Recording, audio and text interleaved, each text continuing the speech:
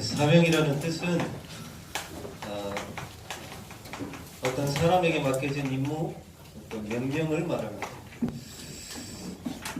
그 전에 지금 이 시대 소리 좀 킬 수 있어요? 그래. 지금 현재 이 시대입니다.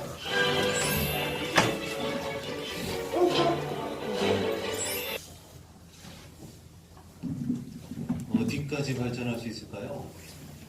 아까 농담으로 초반에 얘기를 했지만 인간을 지배하려고 한다는 말이 나왔어요. 물론 뒤에 농담이라고 얘기를 했지만 예를 들어서 아주 나쁜 마음을 먹고 저런 로봇을 만들어 가지고 인간을 만약에 그렇게 한다면 이게 영화에서 나왔던 일들이 실제로 벌어질 수도 있겠죠. 근데 중요한 거는 뭐냐면 지은이 같은 똑같은 로봇이 옆에 앉아 있을 수도 있다는 거예요. 누가 지은인지를 몰라. 예전에 한번 제가 질문을 했죠.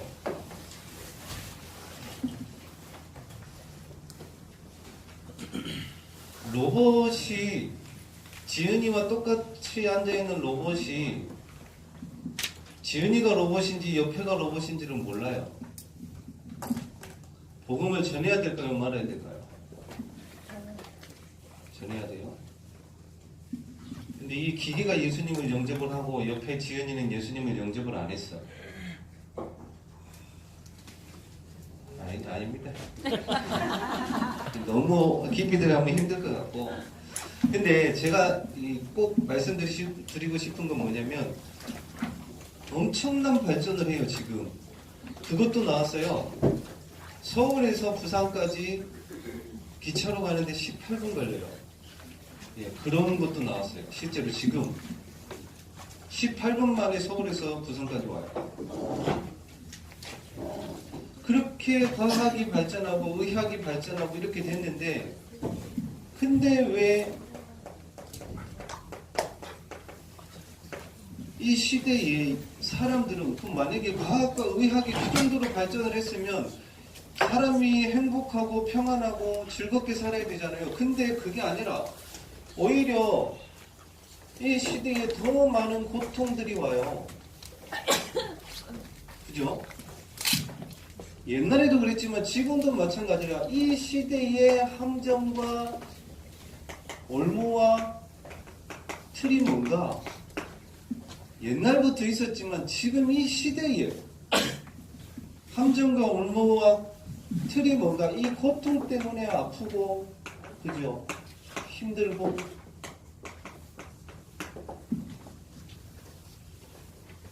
늘 이제 생활은 편한 것 같은데 늘 마음은 불편하고 불안한 거예요. 왜 이러느냐고. 저 정도로 기술이 발전을 했는데 그러면 저 정도로 기술이 발전을 해가지고 요즘에는 직업들이 많이 사라지잖아요. 지금 은행권도 마찬가지고 뭐 약사도 필요 없고 막 다 많이 없어지더라고요. 계속 그렇게 발전하는데 왜 자꾸 고통이 오는가? 그게 성경에 나와 있어요. 디모데후서 3장 1절에서 7절에 9절에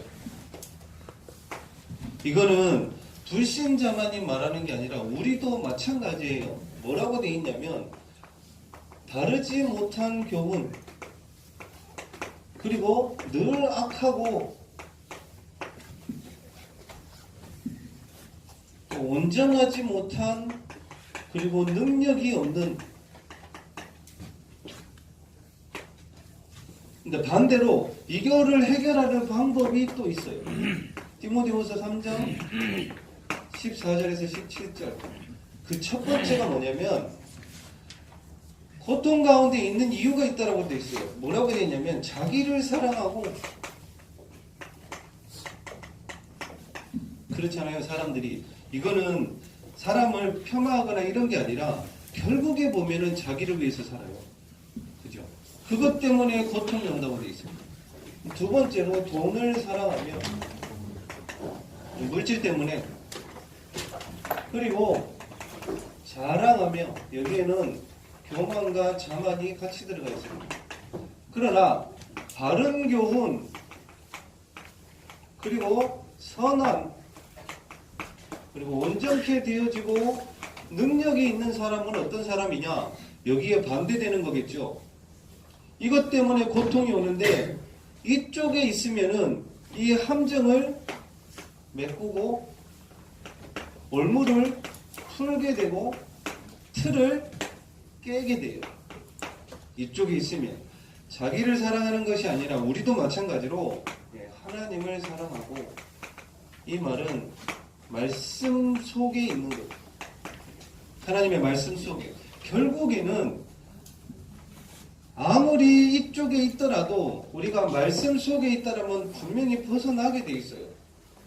그리고 돈을 사랑한다고 되어 있는데 앞으로 시대가 갈수록 더 그럴 거예요. 우리 랩런트들은 교회 사랑, 이거는 교회 당만을 말하는 게 아니라 진짜 교회 안에 교역자든 중직자분이든 다 모든 성도님들은 들이든 간에 교회에 대한 사랑 있어야 돼요.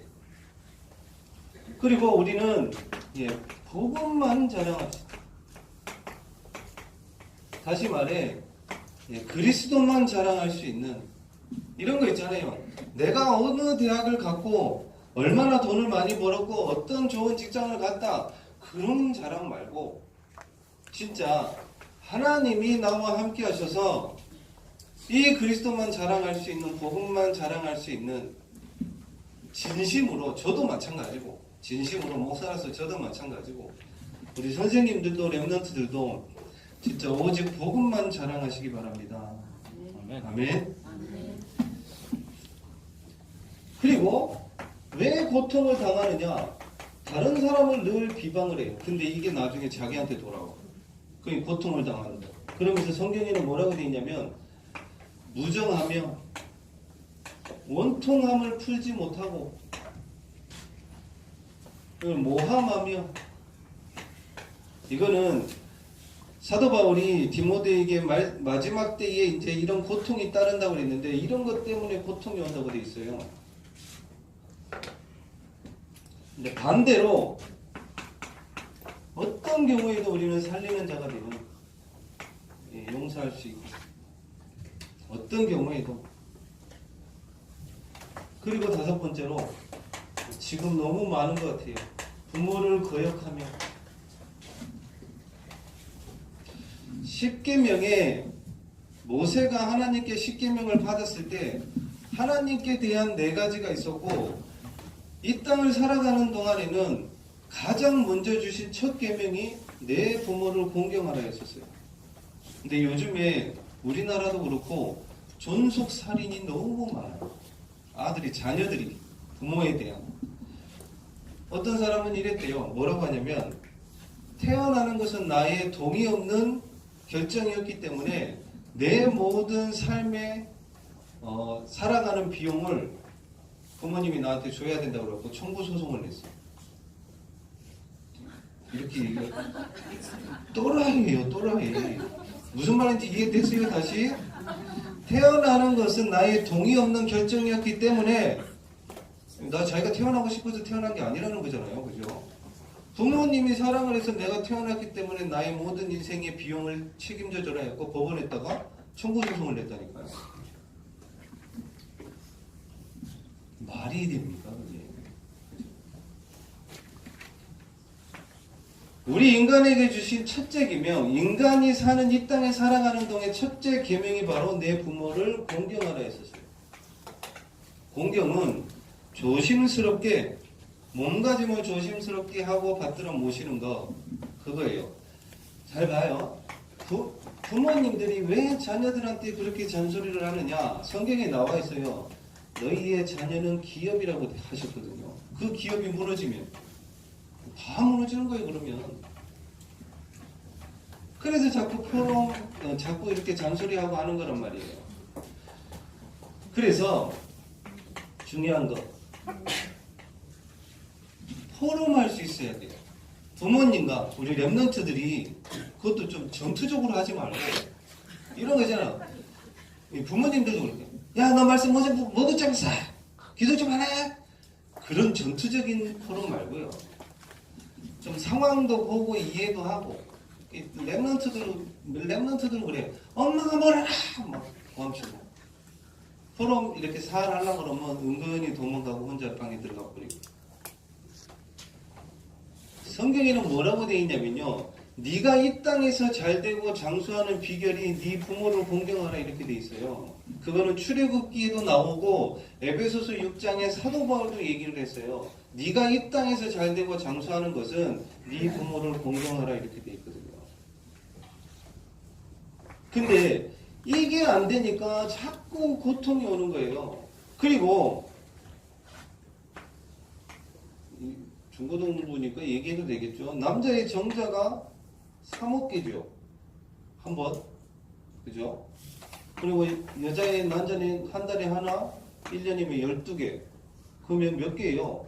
36억 개 중에 하나. 이 중에 하나가 딱 수전이 돼서 나온 인간이 여러분이에요. 어마어마한 거죠.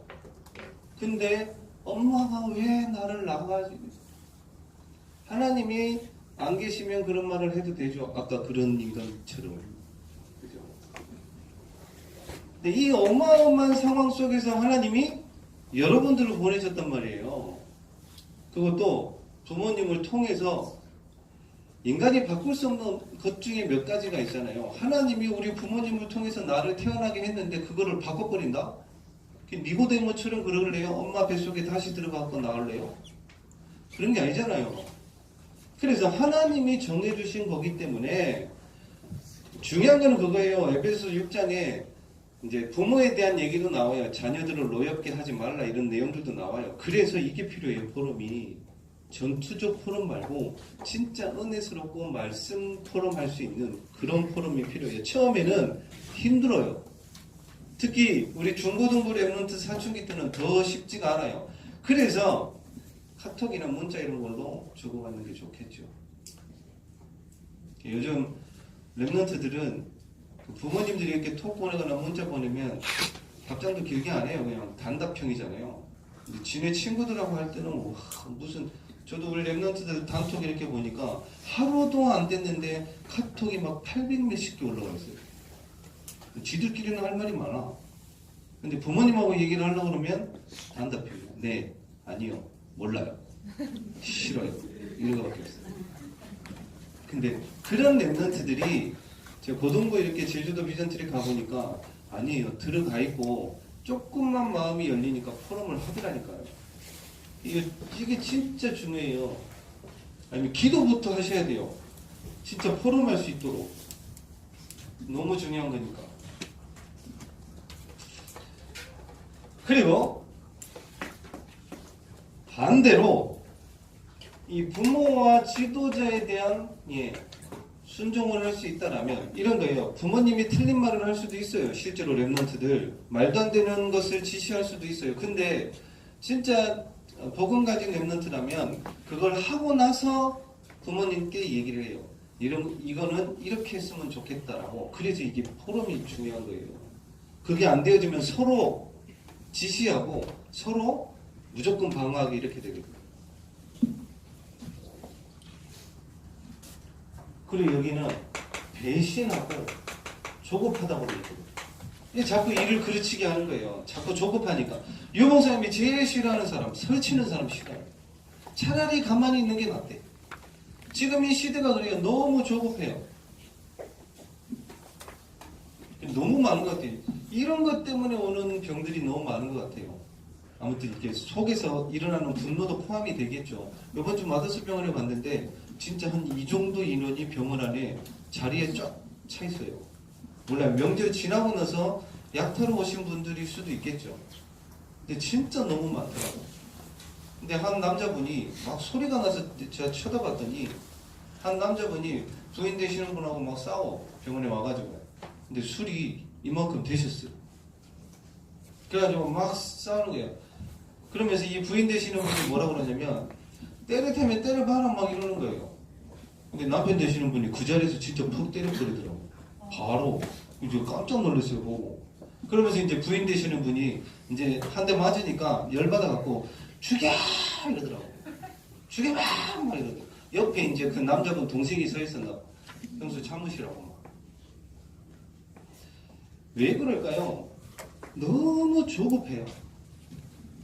이건 생각도 안 하고 막 던지고 말도 행동도 왜 조급하니까 마지막 때가 되면 그렇게 된다고 했습니다. 그리고 쾌락 사랑하기를 하나님보다 더 사랑하며 그래서 고통이 와요. 우리 랩런트가 그러더만요. 너무 똑똑한 친구들이고 아주 엘리트 집안의 부모님들도 대단하신 분들인데 얘들이 매일 술 먹고 춤추러 클럽에 간대요. 공허하니까. 근데 그걸 즐거움이라고 생각을 하는 거예요. 그게 쾌락이에요. 거기 가면 뭐 할까요? 당연히 마약도 하겠죠.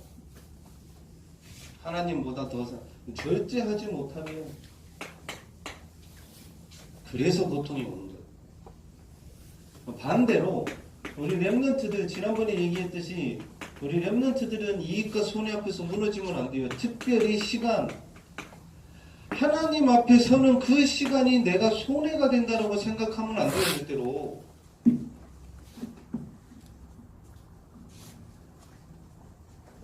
자, 이렇게 했을 때에 그 함정과 올무틀을 메꾸고 풀고 깨고 됩니다.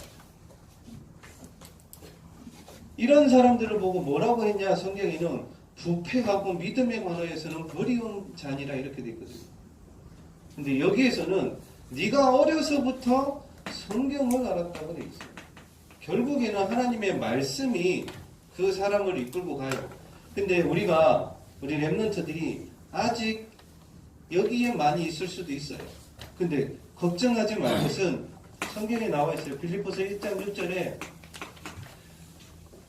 하나님이 우리를 이렇게 성경에는 너희 속에 착한 일을 시작하신 이가 너희 속에 착한 일을 시작하신 이가 그리스도 예수의 날까지 이루실 줄을 확신하노라 그랬어요. 우리 랩런트들이 예배 속에 말씀 안에 있다라면 우리가 비록 이 부분이 많이 있을지라도 하나님이 인도에 가시고요. 그리고 빌립보서 2장 13절에는 하나님이 우리에게 이랬어요. 우리 속에 하나님이 우리에게 우리 속에 그 소원을 두시고 우리를 행하신다라고 하셨거든요. 그래서 여기에 우리가 있더라도 걱정하지 말고 말씀 안에서 예배 속에서 찾아내는 거예요. 그래야 그 함정과 올무틀을 깨고 하나님의 인도를 받을 수가 있어요. 그게 우리의 사명입니다. 이 속에 있지 않고 이 속에 있는 사람들을 살려내는 것이 우리의 사명인데 두 사람만 얘기를 하겠습니다. 요셉 또한 세 가지 고통이 있었어요. 가장 먼저 큰 고통은 어릴 때 어머니가 돌아가셔버렸어요. 대략 한 5살, 6살 엄마, 아버지가 누군지 알 때 그때 돌아가셔버렸어요. 그러면 이렇잖아요. 다른 형들의 어머니는 다 달라요. 그러면 다른 형제들의 어머니는 다 있어. 근데 이 요셉에게는 어머니가 없단 말이에요. 저도 그거 예전에 느껴봤어요. 부모님이 일찍 돌아가시니까 조금 실수할 수 있고 조금 부족하고 연약한 부분이 있는데 그걸 가지고 어른들이 뭐라고 했느냐. 저 부모 없는 자식이랬거든요. 요셉은 어땠을까요? 그랬겠죠. 형들이. 저 엄마도 없는 게 말이에요. 그래서 아빠한테 달라붙어갖고 저런 행동을 한다 막 이랬겠죠. 또 하나 고통. 형들의 시기. 그렇죠? 다 싫어하는 거야 다. 그리고 나중에는 실제로 이제 노예로 가버리는 거. 이 고통 가운데 요셉은 낙심하지 않았어요. 그때 언약을 다시 확인하고 생각하고 세계복음의 언약을 가지고 있었어요. 해와 달과 11별이 자기한테 절하는 그 꿈을 다시 생각하면서 낙심하지 않고 이때 노예로 갔을 때에도 마찬가지로 낙심하지 않고 자기가 세계복음을 하려면 애굽으로 가야 된다는 사실을 알았어요. 자기 집 여기서는 세계복음을 할 수 없다는 걸 알고 애굽으로 노예로 팔려가는 거 하나님의 계획이다 라고 생각하고 뭘 찾았냐? 절대 목표를 찾은 거예요. 하나님의 절대 목표. 우리 렘넌트들도 그렇고 절대 흔들리면 안 돼요. 내게 있는 지금의 사실, 그걸 보고 어른들이 뭐라고 한다. 그거 믿으면 안 돼요. 틀린 겁니다. 지금 요셉의 상황이 노예로 팔려가서 주변에 있는 많은 사람들이 뭐라고 그랬을까요? 인생 자체가 소망이 없는 사람이라고 생각했겠죠. 근데 모세는 낙심하지 않고 거기서 하나님의 절대 목표를 찾아냈어요. 자, 우리가 잘 아는 링컨, 키가 190 몇인가요? 얼굴도 엄청 크대요. 대통령으로 나가는데 주변의 사람들이 다 뜯어 말렸어요. 하지 말라고. 실제로 대통령 선거 나가서 몇 번 떨어졌죠. 근데 이 링컨이 갈라디아서 3장 28절의 말씀을 들고 갑니다. 뭐라고 되어 있느냐, 여기에서는 유대인이나 헬라인이나 종이나 자유자나 여자나 남자나 그리스도 예수 안에는 다 하나이니라, 이 말씀을 들고 나가서 흑인 해방을 합니다. 링컨이 뭘 찾았느냐? 하나님의 절대 목표를 찾아버린 거예요. 그러니까 이때 당시에는 백인이 더 많은데도 불구하고 흑인 해방을 시켰다니까요. 왜? 하나님의 절대 목표를 찾았거든요. 절대로 우리 렘넌트들은 어떤 문제가 왔을 때에 포기하지 말고 꼭 하나님의 절대 목표를 찾아야 돼요. 그러면 노예로 가면 마음대로 할 수가 없잖아요. 사실 노예로 가버리면 우리도 그렇게 될 수가 있거든요. 내 마음대로 할 수 없는 상황이 올 때도 있어요. 그때 요셉은 절대 사명을 찾습니다. 그게 뭐였느냐? 노예를 제대로 한 거예요. 지금 있는 상황에서 자기 것을 제대로 해버리는 게 그게 사명이에요. 다른 게 사명이 아니라. 그러니까 노예 제대로 해버리니까 자기가 있는 곳에서, 그랬더니 보디발의 모든 집의 모든 곳에 축복을 하나님이 내리십니다. 요셉 때문에. 근데 이 요셉이 한 고백이 그거잖아요. 자기가 일을 잘했다고 하지 않았어요. 여호와께서 나와 함께 하심으로, 이렇게 돼 있어요. 보디발도 그거를 봤어요. 여호와께서 너와 함께 하시는구나. 우리의 절대 사명. 그런데 문제가 또 생기죠. 여기서 보디발의 아내가 윙크를 합니다. 성경에는 눈짓이라고 되어 있어요. 제가 만약에 이거 조심해야 되겠다. 아무한테는 윙크하면 안 되겠다. 제가 만약에 성수한테 윙크하면 저 이상한 사람 되죠. 만약에 요셉이 그 아내의 윙크를 받아서 만약에 그 잠자리를 했다. 요셉은 평안하게 살 수 있어요. 평생. 그죠? 몰래. 근데 도망치죠. 도망쳤는데 이 보디발의 아내가 자기 남편한테 가서 얘기를 합니다. 이 요셉이 자기를 범하려고 했다고. 그때 요셉이 변명을 하지 않아요. 요셉이 제일 잘했던 게 뭐죠? 고자질. 근데 안 했어요. 왠지 알아요? 요걸 찾아버렸거든. 요걸 보고 나니까 말이 필요 없는 거예요. 왜? 하나님이 인도하실 것을 실제로 믿은 거예요. 변명하지 않은 거예요. 그랬더니 이게 나옵니다. 뭐가 나오냐면 실제로 감옥에 가서도 그렇고 바로 왕한테도 그렇고 꿈을 해석을 해주죠. 이게 뭐예요? 절대 헌신을 합니다. 다른 사람은 할 수 없는 헌신을 하게 되죠. 그죠? 감옥에 가서도 그 술 맡은 관원장, 떡 굽는 관원장에게 그 꿈으로 해석을 해서 답을 줘버리고, 나와서 바로 왕에게도 꿈으로 해석을 해줘버립니다. 다른 사람은 절대 할 수 없는. 나중에는 진짜 헌신을 해요. 뭘요? 쌀을 가지고 세계복음을 해버려요. 왜 그럴까요? 절대 목표, 절대 사명을 아니까 절대 헌신이 나오는 거예요. 이걸 하기 위해서 필요한 게 뭐냐? 예, 영적인 힘이 있어야 이게 되어져요. 영적인 힘이 다른 게 아니라 진짜 사문을 속에서 찾아보라니까요. 지난주에 얘기했듯이 하나님이 원하시는 나를 찾아버리면 예, 힘이 와요. 힘이 이런 거예요. 또 이걸 또 자꾸 감정적으로 느낌으로 이렇게 받는 게 아니에요. 영적인 힘은 어떤 문제와 사건이 왔는데도 괜찮은 거예요. 흔들리지 않고 오히려 그 속에서 하나님의 말씀을 붙들어 버리는 거. 그 사람이 영적인 힘을 가진 사람. 문제와 사건이 있는데 하나님 앞에 기도하는 그 사람이 영적인 힘을 가진 사람. 한 명 더. 바울은 이런 사람이었어요. 사람을 죽이는 주동자의 역할을 했던 사람. 스데반을 실제로 함께 죽였으니까. 그리고 세상에서 제일 독한 인간. 왜? 어떤 사람을 통해서 복음을 받은 게 아니라 하나님이 직접 꺾어버렸어요. 얼마나 독하면.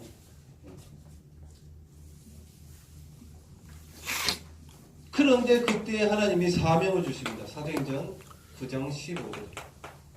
이 사람은 이방인과 임금들과 이스라엘 백성들에게 내 이름을 전하기 위한 나의 택한 그릇이라고 사명을 주는데, 이 사도 바울은 다른 차원으로 세상을 이겨버렸어요.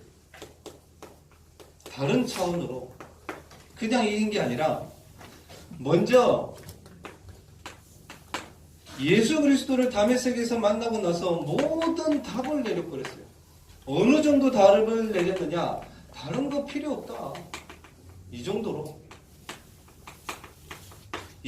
답 나버리면 우리 렘넌트들 어디를 가든 이기게 돼 있어요. 그래서 다른 것 없어도 자기는 감사하다고 그랬거든요. 그리고 사도 바울이 늘 했던 거, 아까도 말씀드렸듯이 어떤 일을 하든 어디를 가든 누구를 만나든 진짜 성령 인도 받으셔야 돼요. 왜냐면 꼭 실패하는 사람은 실패하는 사람을 만나. 또 그런 데 가 있어. 또 그런 일을 해. 그래서 성령 인도 받아야 돼요. 사도 바울의 특징, 어디를 가든 어디로 파송을 받든 금식하며 하나님께 기도했어요. 세상을 이기는 다른 차원의 방법이에요. 성령 인도 받는 거. 어떻게? 하나님께서 인도하시는 곳, 하나님께서 인도하시는 곳, 또 하나님께서 인도하시는 일과 사람, 이렇게 만나줘야 돼요. 그래야 다른 차원에서 세상을 이기게 됩니다. 그리고 사도 바울은 이랬어요. 자기가 가지고 있던 모든 것을 배설물로 여긴다. 이랬습니다. 그 냄새 나는 것을 너무 좋아해. 저 어저께 저기 청소하다가 아직도 저 변기가 막혀 있더라고요. 혹시나 해갖고 물을 쫙 내렸는데 이게 넘칠 것 같아갖고 빨리 올려버렸어요. 근데 냄새가 지하나 빨리 뚫으러 가서 지금 3주 됐나? 2주 됐나? 3주 됐나? 냄새가 너무 독해요. 어저께 가서 이렇게 하는데 3주가 되나 나니까 이게 이 숙성이 될 대로 된 것 같아요. 근데 봐봐요. 그게 배설물인데 사도 바울이 자기가 가지고 있던 최고의 지식과 자리와 명예, 그것이 배설물이라고 얘기를 해버렸어요. 그러니까 어디를 가도 이기게 되는 거예요. 그러면서 자기는 그리스도를 얻었다고 돼 있거든요. 왜냐? 이것 때문에 자기가 그리스도를 몰라서 그렇게 힘들었으니까. 그러면서 뭐라고 그러냐면 그리스도께 발견되기를 원하고 그리스도께 붙잡힌 그것을 잡으러 간다고 돼 있어요. 이게 무슨 말이냐면 그리스도가 붙잡고 있는 것은, 하나님이 붙잡고 있는 것은 생명이에요. 그 생명을 살리러 간다 그거예요. 그러니까 어디를 가든 이기게 돼 있는 거. 그래서 위에서 부르신 부름의 상을 위해서 달려간다는 말도 같은 말입니다. 그러면서 이 사도 바울이 한 말, 빌립보서 4장 11절에서 13절 말씀. 자기는 가난에도 처해봤고 풍부에도 처해봤는데 일체의 비결을 그 속에서 배웠다고 되어 있어요. 그 말은 자기는 가난해도 괜찮고 부해도 괜찮다 그거예요. 그럴 때 나온 말씀이 뭐냐면 내게 능력 주시는 자 안에서 모든 것을 할 수 있다 이렇게 나와 있어요. 근데 사도 바울이 갇혔던 감옥을 보니까 그냥 지금 생각하는 그런 감옥이 아니더라고요.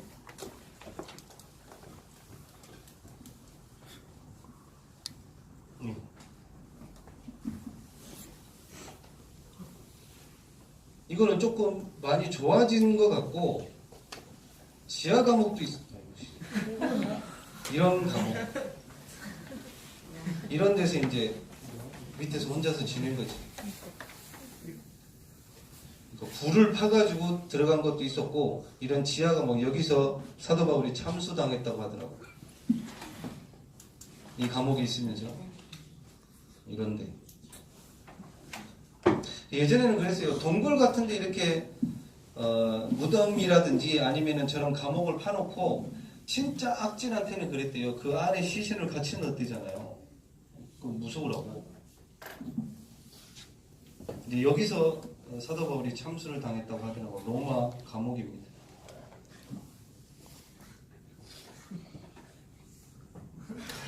이거 뭐예요?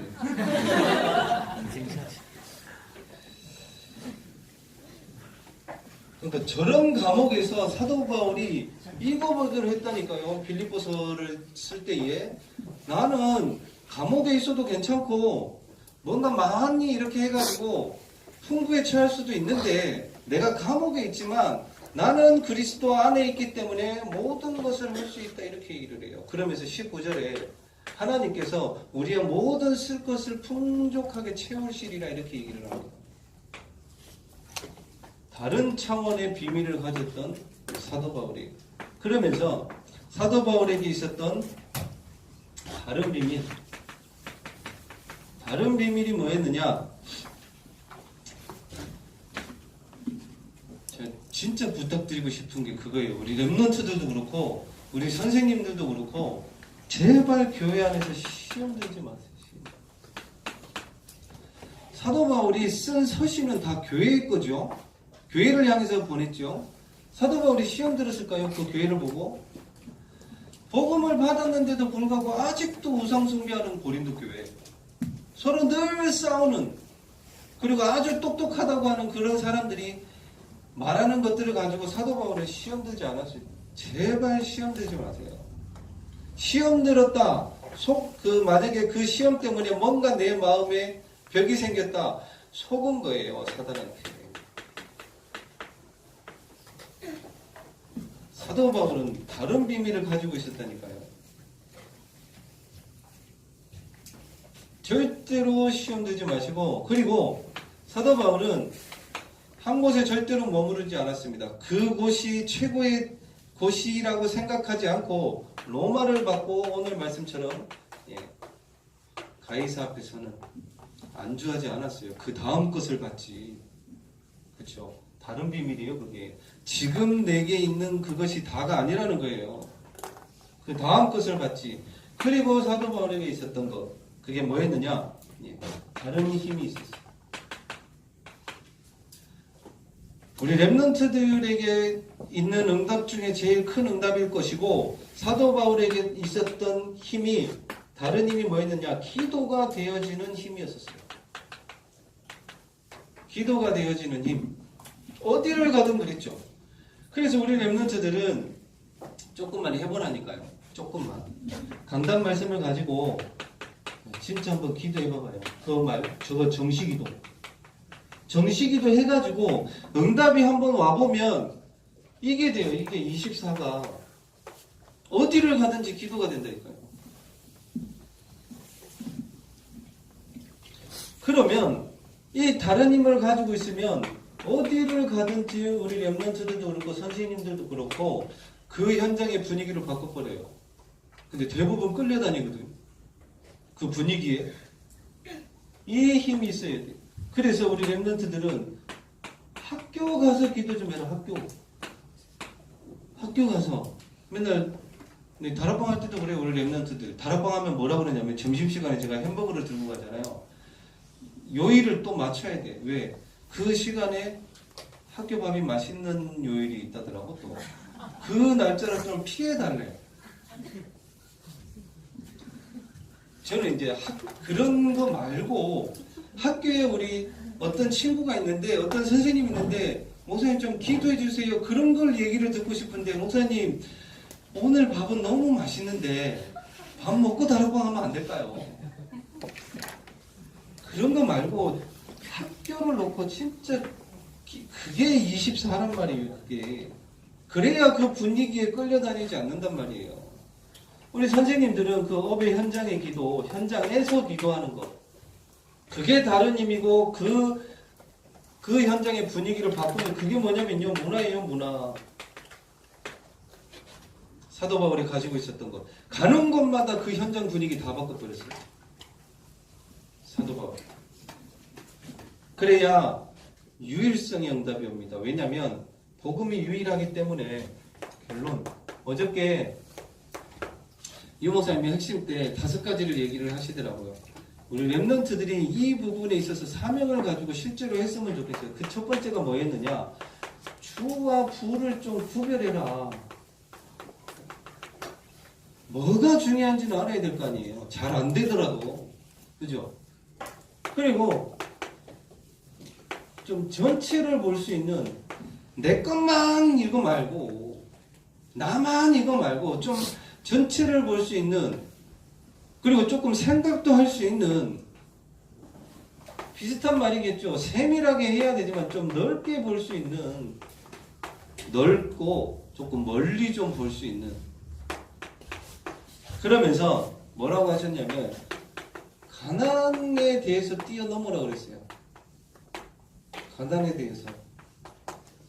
이 말은 돈을 몇천억 벌어라 그러면 더 감사하고 좋겠죠. 그러나 그 말이 아니라 이런 거 있잖아요. 교회가 필요로 할 때 헌금할 수 있는 사람 그죠? 많이 하라는 말이 아니잖아요. 이거는 교회가 진짜로 필요하고 우리 후대를 도울 수 있고 전도자를 도울 수 있을 때 그때 진짜 할 수 있는 사람. 그래서 우리 랩런트 때는 헌금에 관한 규모 갖추셔야 돼요. 명절이었죠. 와 어떤 친구는 보니까 페북에 뭐 몇 군데를 다녔는지 몰라도 명절에 받은 돈이 80만 원이야.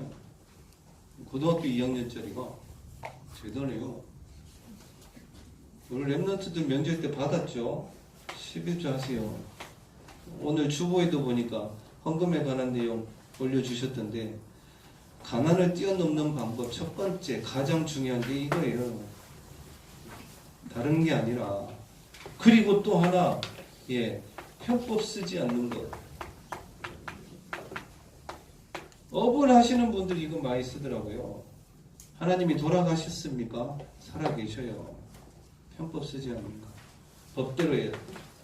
그래야 가난 뛰어넘습니다. 제일 중요한 건 이거고. 그리고 5번째로 상처에 머물러 있지 마라. 절대 상처 받지도 말고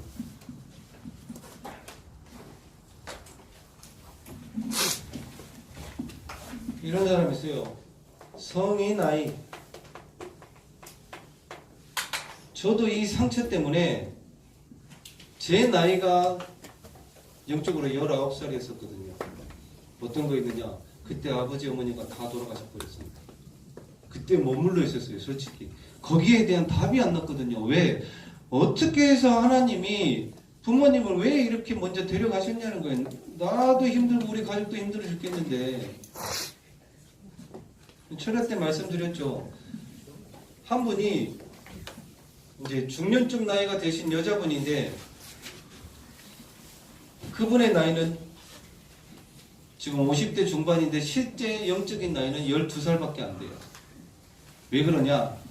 이랬대요. 자기가 12살 때 밤에 잠을 자다가 꿈을 꾸는데 하도 계속 귀신이 쫓아와가지고 한 번은 도망을 갔대요. 어디로? 한강으로 도망을 갔는데 물이 이만큼 차오를 때 갑자기 엄마가 나타나서 자기를 구해줬대요. 그거를 이제 엄마한테 얘기를 하니까 엄마가 아무래도 이상하니까 이제 구술한 거예요. 좀 그런데 희한하게 그 해에 자기 동생이 물놀이 하다가 빠져서 죽어버렸어요. 그때 동생 나이가 9살이고 자기는 12살이었어요. 이제 집안 분위기가 어땠을까요? 그 엄마는 알잖아요. 이 12살짜리 여자아이의 꿈 들었으니까 알잖아요. 이 엄마는 뭐라고 그랬을까요? 이 여자아이한테. 집안 분위기는 이런 거예요. 네가 죽었어야 됐는데 이렇게나 가정에서 집안에서 네가 죽였고 네가 죽었어야 되는데 네 때문에 남동생이 죽었다 이렇게 된 거예요. 그때부터 이분의 나이는 12살에 멈춰져 버렸어요. 사회적인 역할, 일, 그리고 몸, 나이는 다 자랐는데 마음과 생각과 영적인 것만 12살에 딱 머물렀어요. 그게 상처예요. 이거 빨리 없애버려야 돼요. 진짜 쉬웠던 게 뭐였냐면 저는 복음을 알면서 생명은 하나님의 손에 있는 거예요. 내가 이렇게 했고 저렇게 했으면 안 돌아가셨겠지 아니잖아요. 그죠? 생명은 하나님의 손에 있고 과거의 모든 일들은 하나님께서 허락하신 거다라고 결론 딱 내리니까 이게 없어져 버리더라고요. 빨리 넘어서야 돼요. 기도하겠습니다. 하나님 아버지, 우리 렘넌트들과 선생님들에게 말세에 많은 사람들이 고통 가운데 살아가는데 그것을 이길 수 있는 영적인 힘을 허락하여 주시고, 특별히 요셉이 가졌던 하나님의 절대 목표, 사명, 헌신 찾게 하시며, 또한 사도 바울이 가지고 있었던 다른 비밀과 다른 차원으로 세상을 이기는 비밀과 또한 다른 힘을 하나님 우리 렘넌트들과 선생님들에게 허락하셔서 세상 살리게 하시고 만나는 모든 사람 살리게 하시며, 또한 우리가 주신 말씀과 같이 무엇이 중요하고 중요하지 않은지 구분할 수 있는 우리 렘넌트들 선생님들 되게 하시고, 또한 그 무엇보다도 하나님께서 필요로 하실 때에 쓰임 받을 수 있는 우리 렘넌트들과 선생님들의 경제가 되게 하여 주시고, 특별히 우리에게 있는 많은 상처들이 복음 안에서 치유되어져서 하나님께 귀하게 쓰임받고 많은 사람 살리는 우리 렘넌트들 선생님들 되게 하여 주시옵소서. 살아계신 예수 그리스도 이름으로 기도드리옵나이다.